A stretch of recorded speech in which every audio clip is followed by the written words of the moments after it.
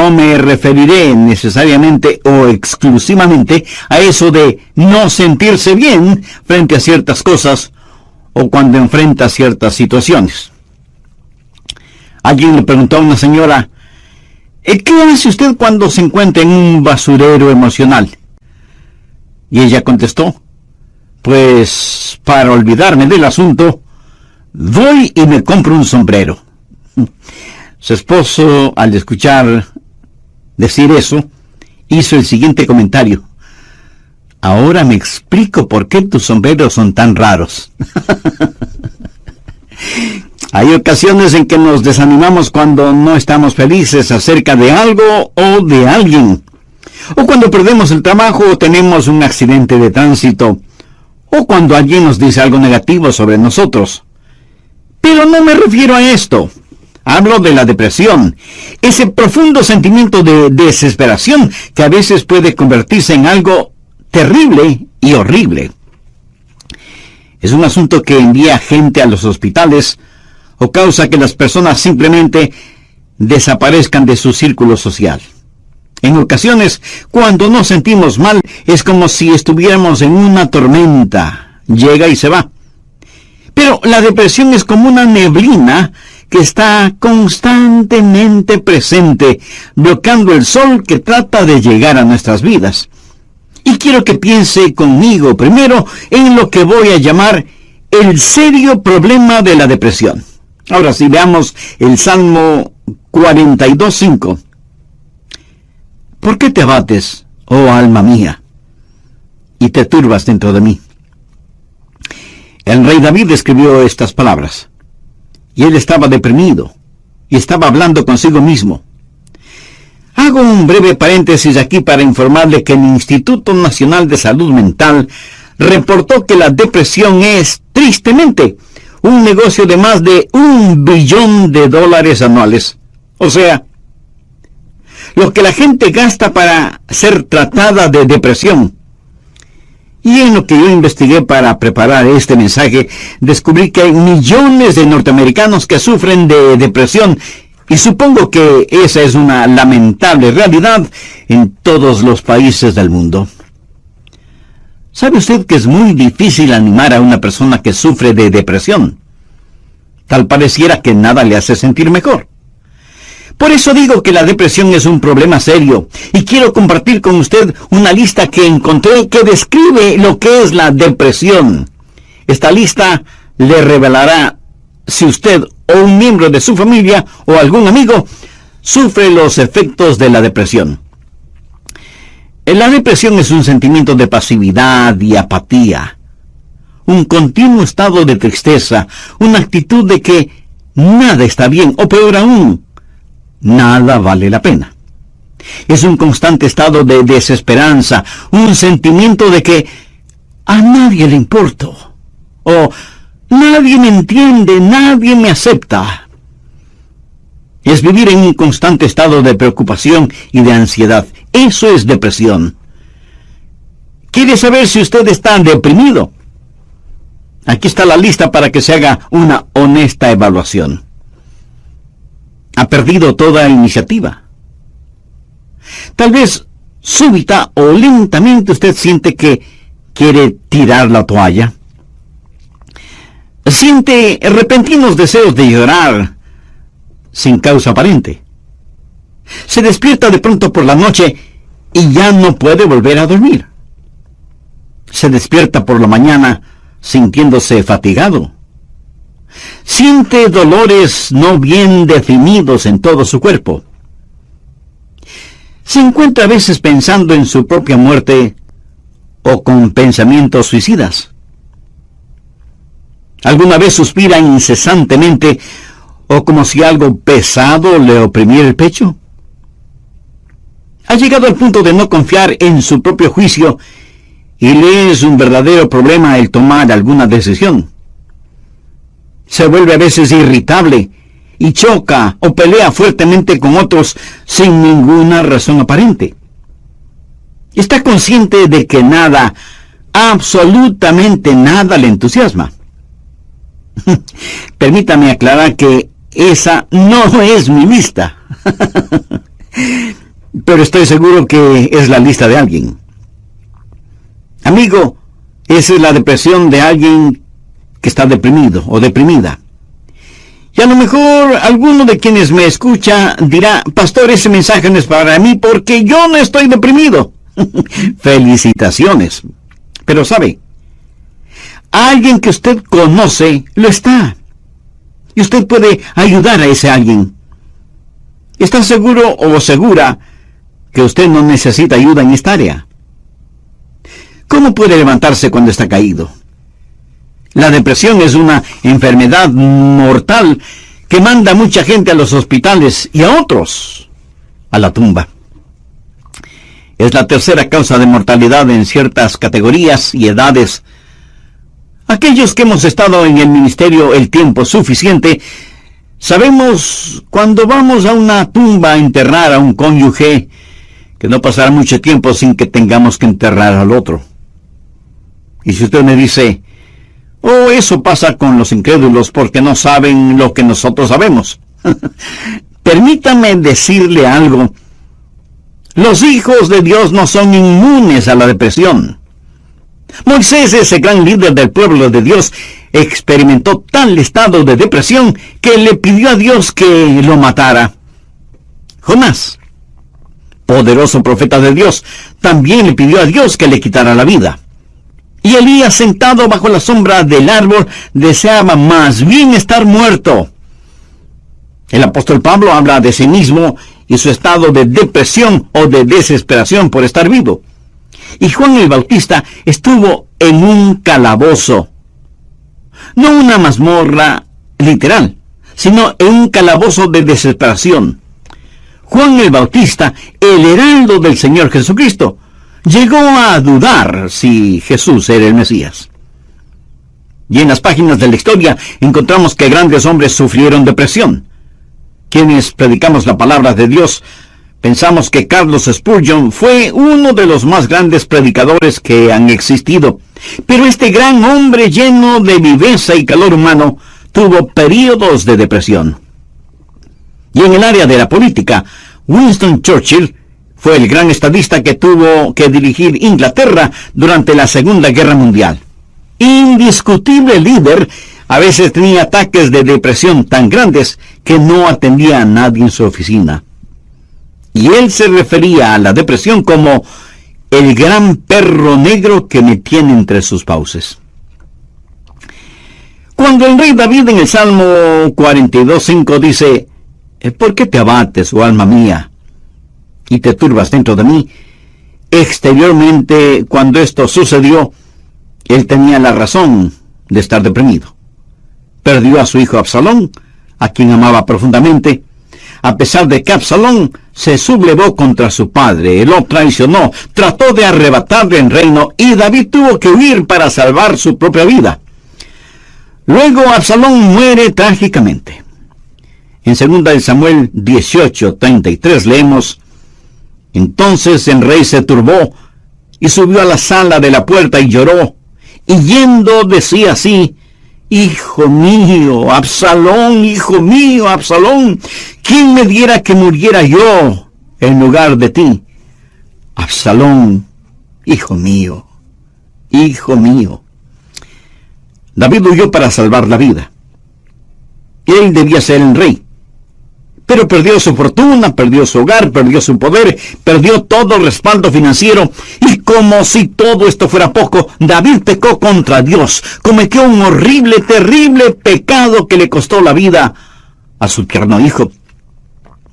Y luego su hija fue violada por su propio hermano y tuvo una esposa que fue asaltada sexualmente. Y ahora su hijo rebelde, Absalón, había encontrado la muerte en forma trágica. La nación sobre la cual David se suponía que era rey estaba en turbulencia. Así que exteriormente David tenía toda la razón para estar deprimido. Las cosas no podían estar peor que lo que estaban. ¿Por qué te abates, oh alma mía, y te turbas dentro de mí? Este salmo es un caso clínico de depresión. En primer lugar, David tuvo lo que yo llamo sequedad espiritual. Miremos, por favor, los primeros 2 versos de este Salmo 42. Como el ciervo brama por las corrientes de las aguas, así clama por ti, oh Dios, el alma mía. Mi alma tiene sed de Dios, del Dios vivo. ¿Cuándo vendré y me presentaré delante de Dios? David está sediento de Dios, pero siente como que si Dios estuviera lejano. David se siente como un ciervo rodeado por una jauría de perros de caza. Siente su sequedad espiritual, siente el temblar de su alma y piensa que a lo mejor Dios ya se olvidó de él. Mire lo que dice en el verso 9. Diré a Dios, roca mía, ¿por qué te has olvidado de mí? David está sediento de Dios, pero Dios parece que estuviera a años luz de distancia. ¿Dónde estás tú, Dios? ¿Por qué te has olvidado de mí? Sequedad espiritual. Dios no se había olvidado de él. Ese no es el punto. Y el rey continúa su lamento en el verso 3 diciendo, fueron mis lágrimas mi pan de día y de noche. Y aquí me imagino a David llorando incontrolablemente, este poderoso hombre de Dios, ahora llorando como una criatura. Todos tenemos momentos de tristeza, pero no siempre de llanto incontrolable, aunque puede ser así. Eso es un signo de depresión. No es como una lluvia de verano que cae y desaparece rápidamente, sino que es más bien como una neblina continua durante el día nublado. David siente vergüenza y se siente derrotado. Mire lo que dice en el verso 3. Fueron mis lágrimas mi pan de día y de noche, mientras me dicen todos los días, ¿dónde está tu Dios? Él sabe que sus enemigos están burlándose de él y está avergonzado. Se siente como un indigno testigo de Dios, y por supuesto que lo fue. Sabe, a veces, aun estando en evidente pecado, tratamos de testificar, pero no tenemos ni el poder ni el gozo para hacerlo, y no tenemos la victoria, y esto aumenta nuestra vergüenza. El sentido de culpa de David le hizo pensar que era una desgracia delante de Dios, y todo era peor por las recurrencias de sus memorias. Mire lo que dice en el verso 4. Me acuerdo de estas cosas y derramo mi alma dentro de mí, de cómo yo fui con la multitud y la conduje hasta la casa de Dios, entre voces de alegría y de alabanza del pueblo en fiesta. David recordaba mejores días. Miró retrospectivamente aquellos días cuando tuvo gozo y paz junto con la multitud, alabando a Dios en la casa de Dios. Y ahora todo eso no era más que un recuerdo. Ya no era nada real para él, y hacía que todo su dolor, toda su turbación fuera más vívida, y sentía que esos hermosos días que antaño experimentó, los había perdido para siempre. Y como si eso no fuera suficiente, él estaba abrumado por las circunstancias. Miremos lo que David dice en los versos 6 y 7. Dios mío, mi alma está abatida en mí. Me acordaré, por tanto, de ti desde la tierra del Jordán, y de los hermonitas desde el monte de Mizar. Un abismo llama a otro a la voz de tus cascadas. Todas las ondas y tus olas han pasado sobre mí. El río Jordán es llamado el río de la muerte. La palabra Jordán literalmente significa descenso y juzgamiento. Comienza en el monte Hermón, que está casi a 3.000 metros sobre el nivel del mar, y desciende por un tortuoso camino hacia el Mar Muerto. El Mar Muerto está a casi 450 metros por debajo del nivel del mar. Y el río Jordán fluye hacia el Mar Muerto para no volver a aparecer. Así que, en la tipología bíblica, Jordán ha sido la representación de muerte y desesperación. Y David siente que está totalmente inundado por las circunstancias. Las aguas de Dios están sobre él. Está cubierto de problemas y no sabe hacia dónde dirigirse. Está absoluta y totalmente abrumado por las circunstancias. Y quiero decirle que estadísticamente, personas así son suicidas. Un jovencito de 16 años escribió la siguiente carta antes de suicidarse. Querido mundo, yo no quiero que me corten el pelo. Yo no quiero cuidar niños. Yo no quiero ir a ver a Gina mañana en el colegio. Yo no quiero hacer mis deberes de biología, de inglés, de historia, ni de ninguna otra materia. Yo ya no quiero estar triste o solo o deprimido. No deseo comer, ni beber, ni conversar, ni dormir, ni respirar. Sencillamente ya no quiero vivir. Papá, mamá, no es culpa de ustedes. Solo que no me siento libre. Me siento enfermo, triste y solo, aunque esté rodeado de mis padres, hermanos, compañeros y amigos. Eso, mi amigo, es depresión y es muy, pero muy triste. La depresión es un serio problema. En segundo lugar, quiero que sepa y vea que hay una provisión espiritual para la depresión. Gracias a Dios, usted no tiene que estar deprimido. Dios ha hecho provisión para usted, para mí, para nuestras familias y para nuestros amigos, para todos aquellos que sufren depresión. Primero, usted tiene que mirarse interiormente y analizar su corazón. Veamos el Salmo 42, los versos del 5 al 7. ¿Por qué te abates, oh alma mía, y te turbas dentro de mí?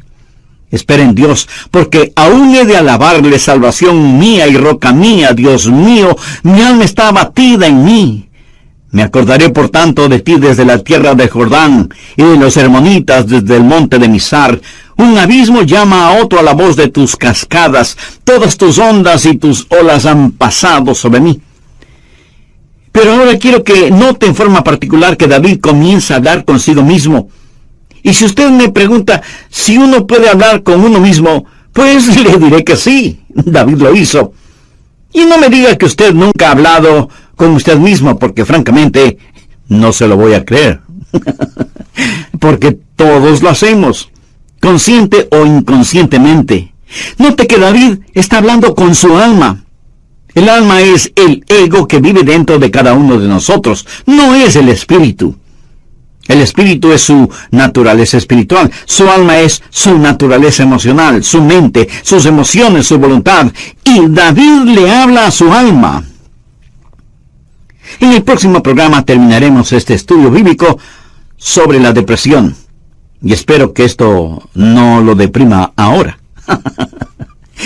Antes de finalizar y sabiendo que la depresión no hace acepción de personas y la sufren santos y pecadores, permítame preguntarle en forma personal, ¿ha depositado su fe en el Señor Jesucristo? ¿A quién recurre cuando está deprimido? Recuerde que la causa de la depresión puede ser externa, pero la solución es interna, íntima, personal.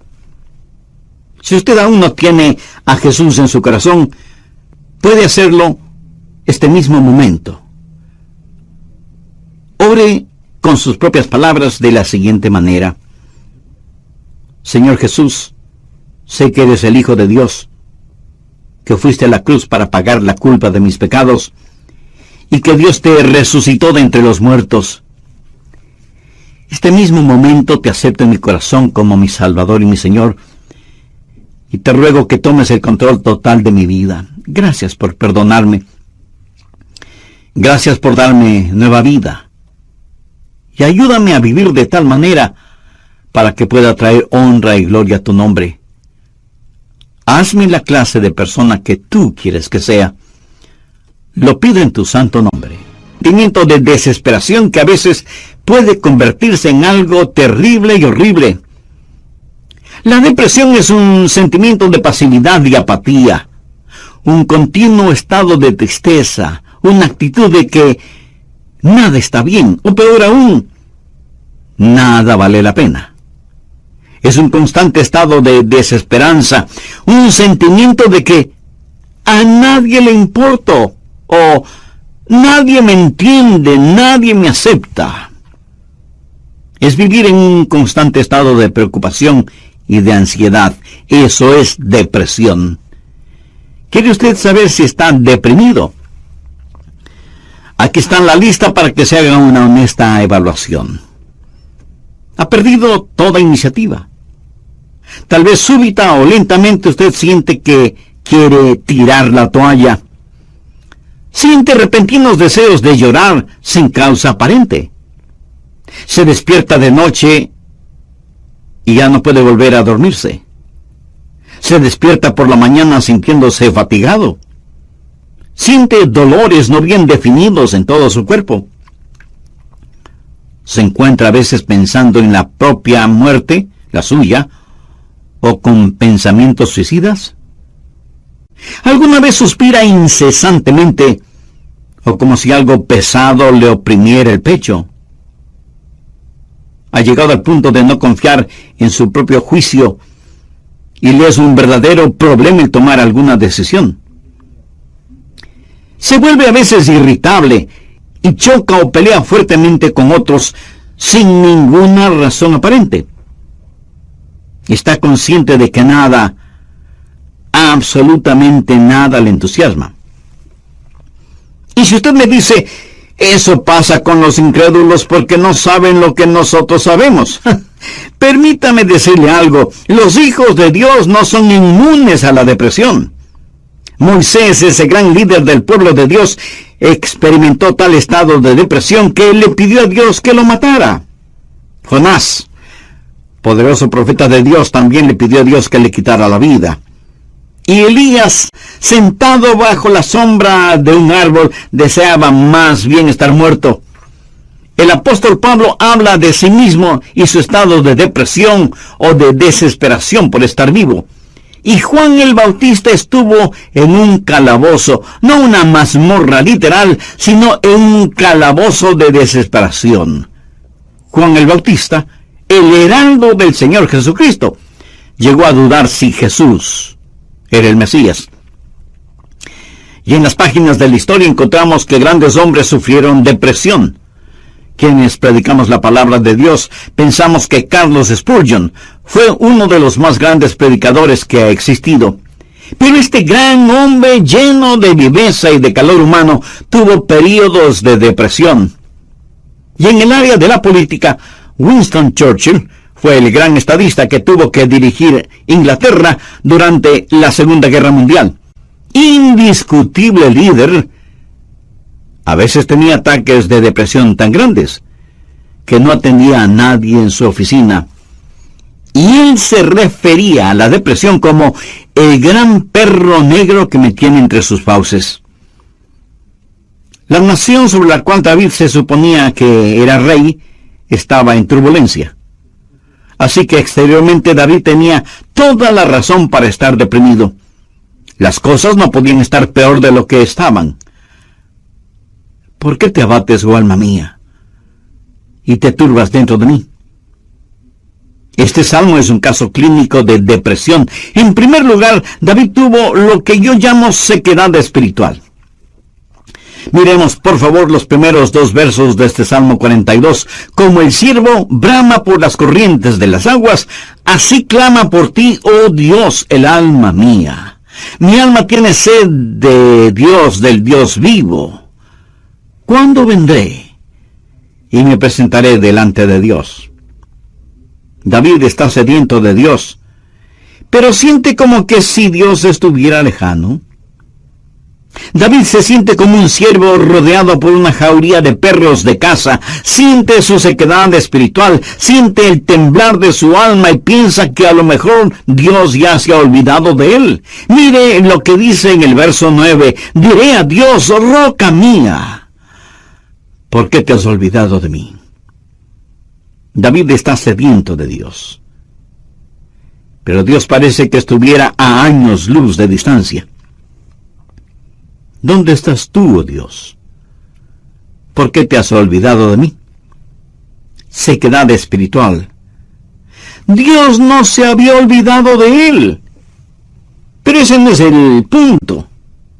El rey continúa su lamento en el verso 3 diciendo: fueron mis lágrimas mi pan de día y de noche.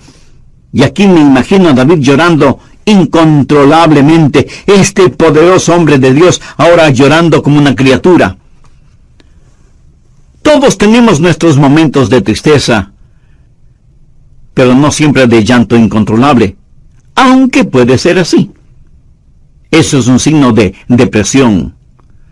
No es como una lluvia de verano que cae y desaparece rápidamente, sino que es más bien como una neblina continua durante un día nublado. David siente vergüenza y se siente derrotado. Mire lo que dice en el verso 3. Fueron mis lágrimas mi pan de día y de noche, mientras me dicen todos los días: ¿dónde está tu Dios? ¿Sabía que dentro de usted hay alguien que constantemente le está hablando? Es la vieja naturaleza, su alma no redimida ni santificada. Y su alma le habla y le dice: tienes razón de sentir pena por ti mismo. Nunca lo lograrás. No tienes lo que se requiere. Este es el final. La vida no vale la pena vivirla. Y David responde a su alma y le dice: ¿por qué te abates, oh alma mía? Y este es el momento en que usted toma control, sostiene firmemente a su alma frente a usted, le mira directamente a los ojos y le habla. Eso es lo que David hizo cuando le dijo: alma, ¿por qué te sientes así? Usted tiene que mirarse íntimamente, interiormente, y analizar su corazón. ¿Por qué está deprimido? Yo no estoy diciendo que no tiene razón para estar deprimido. Tal vez alguna persona amada ha fallecido, su cónyuge, un hijo o una hija, un entrañable amigo. Si eso es verdad, entréguele su dolor a Dios, comparta su pena con quienes le aman, y tenga en cuenta que a pesar de cómo se sienta, la vida no ha terminado para usted. Tal vez tiene el corazón destrozado. Alguien a quien amaba profundamente le ha engañado. Tal vez un esposo ha abandonado a su esposa por otra mujer, o a lo mejor una esposa ha dejado a su esposo por otro hombre. Tal vez esté enfrentando el dolor de un noviazgo roto súbita y amargamente. O pudiera ser que los padres no hacen sentir bienvenidos a sus hijos que se fueron del hogar como las ovejas negras de la familia. Si usted está viviendo estas u otras amargas experiencias, escúcheme. Rehúse el estar rumiando estas cosas una y otra vez. Eso no es bueno. Analice las cosas. Si alguien le ha destrozado el corazón, vea qué es lo que ha aprendido de esa experiencia y comience a buscar y tener nuevas amistades. Tal vez usted ha pecado y está siendo perseguido constantemente por el fantasma de su culpa. ¿Qué debe hacer? Confiese su pecado a Dios. Y si tiene que pedir perdón a alguien, hágalo. Si tiene que restituir algo a alguien, hágalo sin demora de tiempo. Mientras más se demore en hacerlo, más difícil le será el realizarlo. Haga lo que tiene que hacer ya. Y cierre la puerta de ese pasado. Analice, mire su propio corazón y pregúntese: ¿por qué estoy abatido? Pero necesita hacer algo más. No solo un análisis íntimo de su corazón, sino que mirando hacia arriba, reconozca que necesita ayuda una vez que ha identificado el problema. Noten los versos del 7 al 9 lo que David dijo: un abismo llama a otro a la voz de tus cascadas, todas tus ondas y tus olas han pasado sobre mí. Pero de día mandará Jehová su misericordia, y de noche su cántico estará conmigo, y mi oración al Dios de mi vida. Diré a Dios: roca mía, ¿por qué te has olvidado de mí? ¿Por qué andaré yo enlutado por la opresión del enemigo? ¿Qué es lo que David está haciendo ahora? Pues mirar hacia arriba, no solo interiormente para ver por qué me siento así, sino mirar hacia Dios y decir: Dios, tú eres mi ayuda y mi esperanza. Tú me cubrirás con tu misericordia. Oh, qué amigo nos es Cristo. Él llevó nuestro dolor. Estoy seguro que alguien me dirá: pastor, lo que yo estoy pasando usted no lo comprende. Mi amigo, ese no es el punto.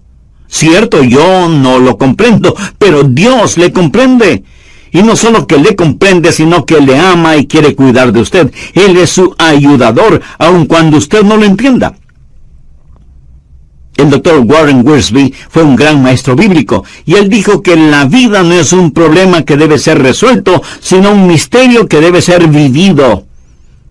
Eso nos hace recordar siempre que, como hijos de Dios, no vivimos de explicaciones, sino de promesas. Algunos piensan que de alguna manera Dios les ha olvidado o Dios les ha fallado. No. Dios ni se ha olvidado de usted ni le ha fallado a usted. Pero David se sintió así. Mire la pregunta que hace en el verso 9. Dios, ¿por qué te has olvidado de mí? No, Dios no se había olvidado de David. Y si usted me dice: pastor, realmente no entiendo esto, yo le diré que no tiene que entenderlo. Es más, el hecho de que no lo entienda pudiera ser parte del juicio y de la prueba. El poeta norteamericano Robert Frost, en uno de sus poemas, dijo: era esencial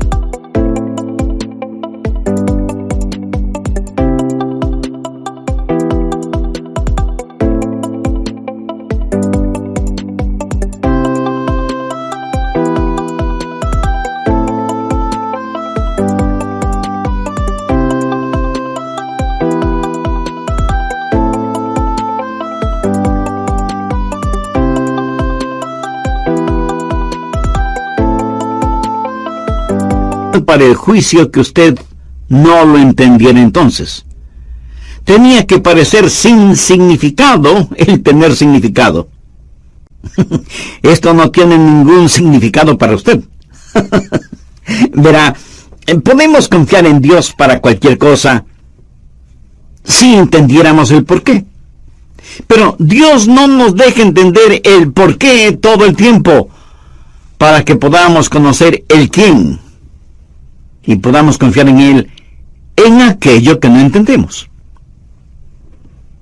Andrew Murray fue un extraordinario hombre de Dios y dijo lo siguiente: en tiempos de problemas, aquellos que confían en Dios deben primero decir: Él me trajo hasta aquí.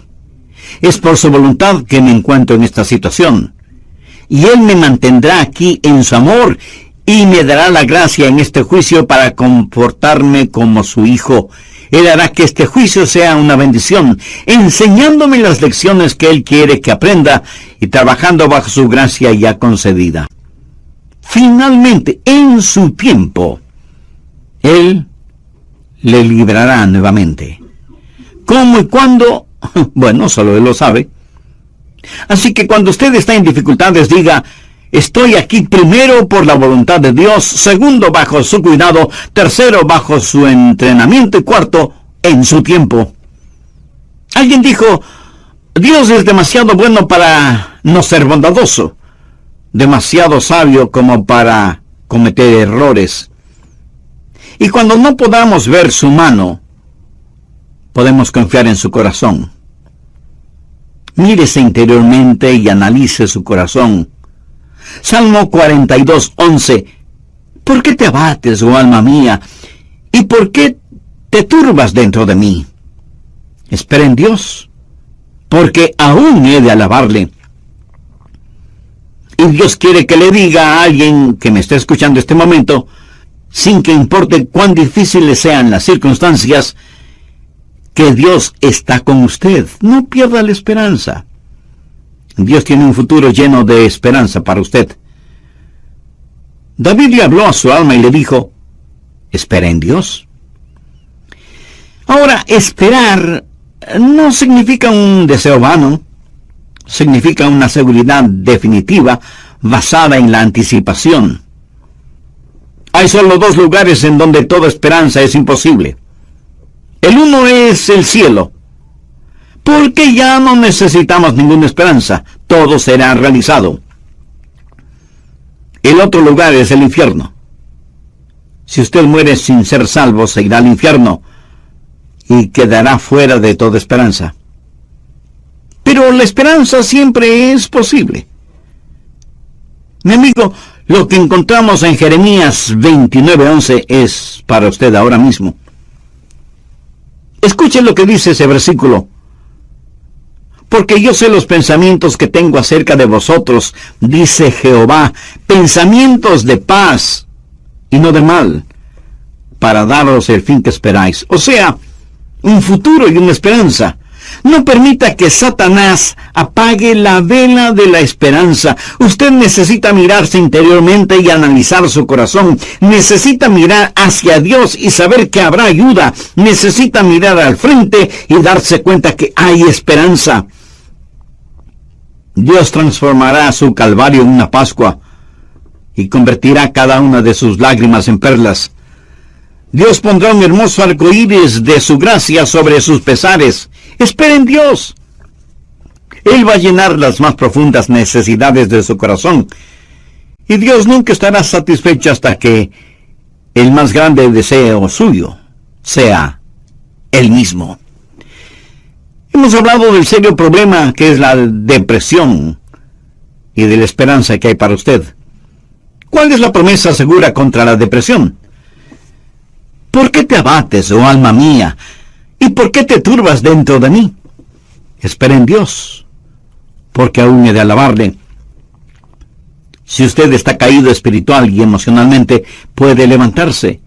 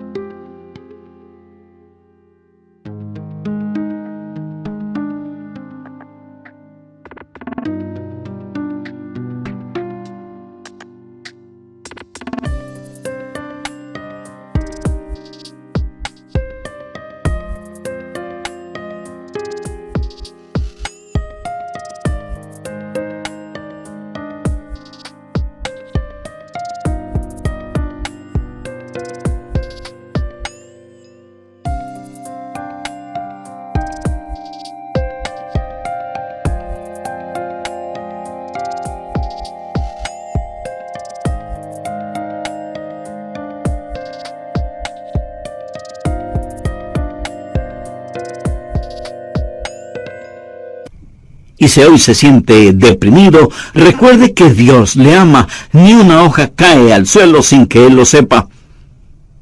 Sé que a veces abrazamos a las personas, les damos unas palmaditas en la espalda y les decimos que las cosas van a mejorar. Pero, mi amiga, mi amigo, escúcheme. Aparte de Jesús, no hay una verdadera esperanza para el mundo. Anoche, mientras meditaba en este mensaje que estoy compartiendo con usted, dije, Señor, no quiero hablar sobre la depresión. Quiero hablar más bien sobre algo feliz o algo realmente animador. Y el Señor me dijo, Adrián, hay alguien que necesita escuchar ese mensaje. Hay muchas personas sufriendo de depresión. Debes entregar ese mensaje. Así que, de Dios a usted, Déjeme decirle algo. Si usted está caído, puede levantarse. Dios tiene una manera para usted. Y no es psicología popular barata, ni una palmadita en la espalda diciéndole las cosas van a mejorar. Espere en Dios, Él le ayudará hasta el final. Tenga la absoluta confianza que usted está protegido y abrazado por los eternos y poderosos brazos de Dios. Si es que usted es un hijo de Dios, por haber recibido a Jesús en su vida. Si usted no tiene la seguridad de su salvación, ¿por qué no recibir al Señor Jesucristo como su Salvador y Señor ahora mismo? Si con fe y sinceridad se lo pide, Él le salvará instantáneamente y le guardará continuamente. Él nunca le olvidará ni le dejará.